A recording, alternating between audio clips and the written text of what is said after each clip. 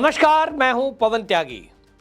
NIA ने कश्मीर में ताबड़तोड़ छापेमारी की है और ये छापेमारी आपको बता दूं, कई प्रतिबंधित आतंकवादी संगठन और देश विरोधी एक्टिविटी करने वाले जो संगठन कश्मीर के अंदर काम कर रहे हैं उनके बारे में एनआईए ने स्वतः संज्ञान लिया था। और एनआईए को ये जानकारी मिली थी कि सीमा पार से ड्रोन के जरिए नशे के पैकेट आ रहे हैं और उसके अलावा हथियारों की सप्लाई की जा रही है, जिसमें चुंबक का बम, यानी आपने देखा होगा कभी मूवी में कि एक बम है उसको गाड़ी में चिपका देते हैं, चुंबक उसमें लगी होती है, फिर उसको रिमोट से कंट्रोल करके उसको विस्फोट करा जाता है। इस तरह के बम के सप्लाई सीमा पार यानी पाकिस्तान से आ रही है और कुछ लोग इसको इकट्ठा कर रहे हैं और ये माना जा रहा है कि एक बड़ी साजिश करने की एक फिराक है। सब जान रहे हैं कि 2024 का जो चुनाव है, अब ये बात एजेंसियों को भी पता है कि जिस तरह से एक फिल्म का दृश्य मैं देख रहा था सोशल मीडिया पर आजकल वायरल हो रहा है कि जिस तरह से विपक्षी पार्टियां जुट रही हैं, इसी के साथ पैरेलल में एक फिल्म का दृश्य चलाया जा रहा है जिसमें एक नेता है, वो ये कहता है कि भाई सत्ता में आना है तो क्या करना पड़ेगा। तो कहता है भाई ये उद्योगपति हैं, इनसे पैसा लेंगे, पैसे से फिर क्या करना पड़ेगा, तो भाई देश में दंगा फसाद करा दो। ये जो वर्तमान सरकार है ताकि जनता इसके विरोध में खड़ी हो जाए और जनता इस सरकार को उखाड़ फेंकने के लिए सड़कों पे आ जाए। वो कहे कि साहब ये तो नेता जो है, ये सरकार निकम्मी है, इतनी नफरत फैला दो। कुछ इसी तरह का काम ये देश विरोधी ताकतें मिलकर के कर रही है और इसमें पेट्रोल डालने का काम, यानी आग में घी डालना कहिए या आग में पेट्रोल डालने का काम कहिए, ये विपक्षी पार्टियां करती हैं। जिस तरह से महबूबा मुफ्ती का भी बयान आया कुछ ही घंटों पहले, उन्होंने कहा कि कश्मीर की मस्जिद के अंदर जो सेना के जवान हैं वो 50 RR के और वो घुस गए और उन्होंने घुस करके वहाँ जो मुसलमान थे उनसे जय श्री राम के नारे लगवाए। ये जो महबूबा मुफ्ती का बयान है ये क्या है? ये वहाँ के लोगों को झूठ बोलकर भड़काना। फिर ये जब भड़केगी जनता तो युवा सड़क पे आएंगे और जब सड़क पे आएंगे तो उनके पास हथियार होना चाहिए। अब हथियार चलाएंगे सेना पर तो क्यों चलाएंगे?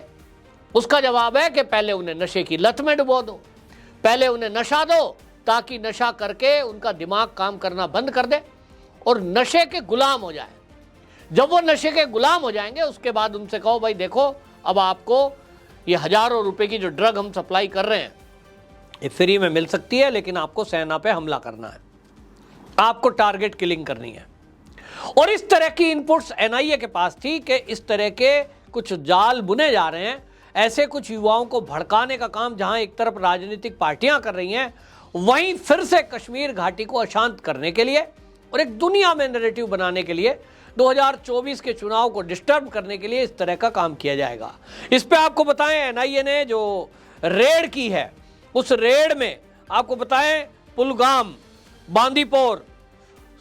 बांदीपोरा, शोपिया, पुलवामा, लगभग 12 जगह छापेमारी की गई, जिसमें the resistance front TRF, United Liberation Front Jammu Kashmir और Jammu Kashmir Freedom Fighter Kashmir Tigers जैसे नाम के ये संगठन है जिसमें युवाओं की भर्ती की जाती है सोशल मीडिया के माध्यम से। एनआईए के पास ये जानकारी है कि सोशल मीडिया प्लेटफॉर्म पर शुरुआत कैसे करते हैं। भाई फेसबुक है, फेसबुक से फ्रेंड रिक्वेस्ट भेजेंगे। जनरली आप देखेंगे तो फेसबुक पे भाई कोई भी फ्रेंड रिक्वेस्ट भेज रहा है, कोई एक्सेप्ट कर रहा है, फिर चैटिंग शुरू होती है, हाय हेलो शुरू होती है, जान पहचान शुरू होती है। और जम्मू का कोई युवक दूसरे जम्मू का युवक से बात कर रहा है तो फिर वहाँ बात शुरू क्या होती है? शुरुआत बात करते हैं जम्मू में क्या हाल है, बहुत बुरे हालात हैं साहब, देखिए हमारी मस्जिद में जय श्री राम के नारे लगवा रही है सेना, ये मोदी सरकार क्या कर रही है, देखो जी खुद का तो राम मंदिर बना दिया, हमारी तो मस्जिद शहीद कर दी।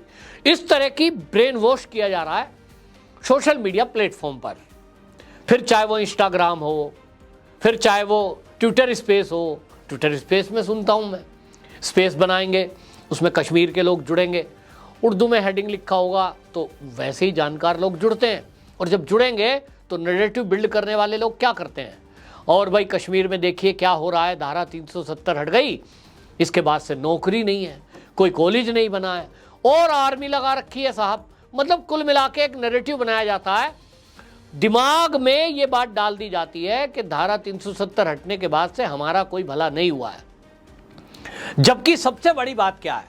सबसे बड़ी बात यह है कि धारा 370 हटने के बाद कश्मीर भारत की मेन स्ट्रीम में शामिल हुआ है। अभी तक 2 निशान, 2 विधान, 2 संविधान थे, और वो एक हुआ है। और एक हुआ है तो ऐसा नहीं है कि विकास नहीं हुआ है। सड़कें तो वहां पहले भी बनती थी, लेकिन अब पहली बार ये हुआ है कि वहां अन्य राज्य के भी बालक वहां जाकर के नौकरियां कर सकते हैं। पढ़ाई पहले भी कर सकते थे कश्मीर के लोग भारत के अन्य हिस्से में, लेकिन कश्मीर में जाकर के कोई पढ़ सकता है ये तो नहीं था, अब हुआ है। और इससे एक दूसरे को समझने का जहां मौका मिल रहा है, वहीं इससे वहां का व्यापार बढ़ रहा है, टूरिज्म बढ़ रहा है, तो माहौल ठीक होता जा रहा है। तो ये किसी को सहन नहीं हो रहा, और इसीलिए एनआईए ने जो छापेमारी की है, आप सोचिए कि वहां ये दस्तावेज मिले हैं, डाटा मिला है उनको, सोशल मीडिया प्लेटफॉर्म के जरिए किस तरह से जाल फैलाया जा रहा है, कोई सोच भी नहीं सकता था। सोचिए, पाकिस्तान ने एक ऐप डेवलप किया, भारत के अंदर यहां एक पकड़ा गया है गाजियाबाद में। अब आप समझ लीजिए कि वो गेम ऐप है, और उस गेम ऐप में ऐसा चाल चला गया कि जो गेम में हार जाएगा उसको पहले नमाज पढ़नी होगी, उसको बुर्का पहनना होगा, और वो वीडियो में दिखाना होगा। आप ऐसा करेंगे तो आगे की स्टेज पे आपको खेलने दिया जाएगा। किस तरह से षड्यंत्र चल रहे हैं, ये सब किया जा रहा है सोशल मीडिया प्लेटफॉर्म से, ऐप के जरिए। अब कुछ चीजें खुली हैं, तो इस पर एनआईए एक्टिव है, और एक्टिव मोड में पूरे देश के अंदर हमारी एजेंसियां जिस तरह से बेहतरीन काम कर रही हैं, ये सराहना होगा। जहां आपको बता दूं, कश्मीर में तो हम देख ही रहे हैं कि मैं तो देख रहा हूं, एकम सनातन नाम की कोई एक पार्टी है, वो पार्टी में लोग डिस्कस करते हैं, और वो कहां से शुरू करेंगे? ये जो मोदी सरकार है, इसने हिंदुओं के लिए तो कुछ किया नहीं है साहब। कोई कहे जी राम मंदिर बन रहा है, अरे राम मंदिर तो कोर्ट का आदेश आ गया, इसमें तो पैसे ही खा लिए गए। अब किसको बताएं कि वहाँ चंपत राय जी हैं, वो हिसाब है, किसने पैसे खा लिए? लन्ना आम आदमी को क्या पता। फिर कहेंगे साहब ये देखिए, पसमंदा मुसलमानों को मोदी जी गले लगा रहे हैं। तो भाई क्यों ना लगाएं, वो हमारे देश के नागरिक नहीं है? वो नहीं साहब, देश का बंटवारा धर्म के आधार पे हुआ, ये तो नहीं होना चाहिए था। अच्छा, तो ये काम मोदी जी से ही कराओगे? क्यों भाई? घर वापसी हो रहे हैं, इससे तुम्हें दिक्कत? गले लग रहे हैं, इससे तुम्हें दिक्कत? भाई आप हिंदुओं में ये मान रहे हैं कि सभी लोग ठीक है? कुल मिलाकर के नैरेटिव चलाने वाले लोगों को हायर किया जा रहा है, और ऐसे बहुत सारे लोग एक मोदी विरोधी ये अभियान चलाने में लगे हुए हैं, ताकि 2024 में किसी तरह मोदी को सत्ता से बाहर किया जा सके। और इस सब में ये आतंकवादी जो ग्रुप हैं, वो बेशक सेना के डर से, अर्धसैनिक बलों के डर से बिल में छुप गए हैं, लेकिन अब कहीं ना कहीं उन्होंने तरीका बदला है, और वो नशे की खेप प्रोवाइड करा रहे हैं। यानी बच्चों को नशे की लत लगाओ, फिर नशे का गुलाम बनाओ, और उसके बाद फिर जब गुलाम बन गए तो अपना काम करवाओ उनसे। काम क्या है? बम बांध के फट जाओ। तो कुल मिलाकर के इस सारी चीजें एनआईए को पता लगेगी तो कोई छोड़ेगा थोड़ी। अभी लोग कह रहे हैं जी वहाँ क्या हुआ, मणिपुर में क्या हुआ, वहाँ बड़ी हिंसा है। तो मोदी जी जब विदेश से आए हैं, उसके तत्काल बाद आपको बताऊं, एक्शन तो पहले से हो रहा है।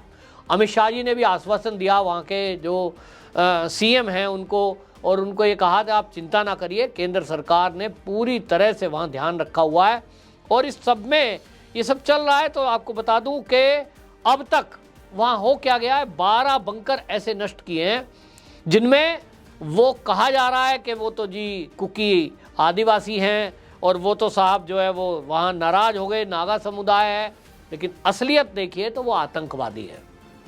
नाम आप कुछ भी रख दीजिए, इतना आतंक कि वहाँ जो हिंदू है वो अपना घर छोड़कर जंगल में छुपे हुए हैं, घरों में तो आग लगा दे रहे हैं, मार दे रहे हैं। और आप इसी से समझिए कि आज केंद्र में मोदी सरकार बैठी है, इसके पहले 2014 के पहले जब कांग्रेस सरकार थी, ये उसके कारनामे हैं कि वहाँ घुसपैठ होने दी, वहाँ आतंकवाद डेवलप होने दिया गया, और वहाँ कभी सेना को इस तरह की छुट्टी नहीं मिली। सड़क नहीं थी, रेल नहीं था, तो जब विकास नहीं होगा, अस्पताल स्कूल नहीं होगा, तो लोगों को भड़काना आसान है।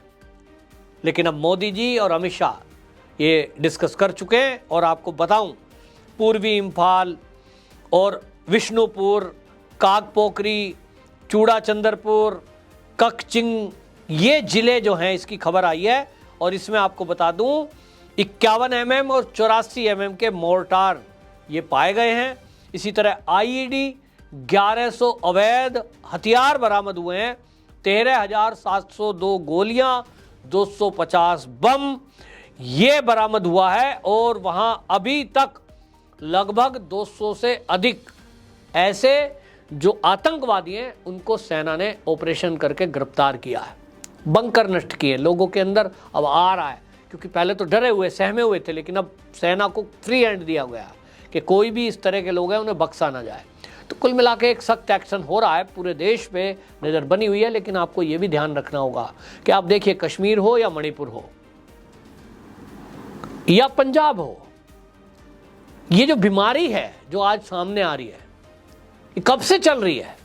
शायद मोदी जी अगर 2014 में नहीं आते तो हम इस पर डिस्कस भी ना कर रहे होते, किसी को पता ही नहीं लगता। क्या मणिपुर की खबरें कभी आपने पहले सुनी है? आज सुनने में आ रही है। कश्मीर से कुछ इस तरह की खबरें सुनने को मिली थी क्या कि NIA इस तरह से एक्शन ले सकता है, ऐसे गिरफ्तारी, घरों में तलाशी? नहीं। और ये नेता जो करते आए हैं वो अभी भी करने की कोशिश कर रहे हैं। महबूबा मुफ्ती का जो बयान है वो बहुत भयंकर है। तो ये जो नेता हैं, कांग्रेस जरूर कहेगी मणिपुर में क्या हो रहा है साहब, सरकार ने मरने के लिए छोड़ दिया है।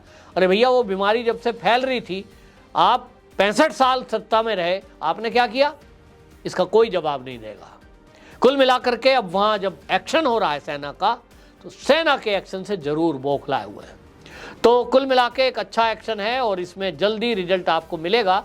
कश्मीर में कितनी भी कोशिश ये माहौल खराब करने की कर लें, कर नहीं पाएंगे, क्योंकि अब केंद्र में मोदी है। आपकी क्या राय है? कमेंट बॉक्स में जरूर बताएं। वंदे मातरम।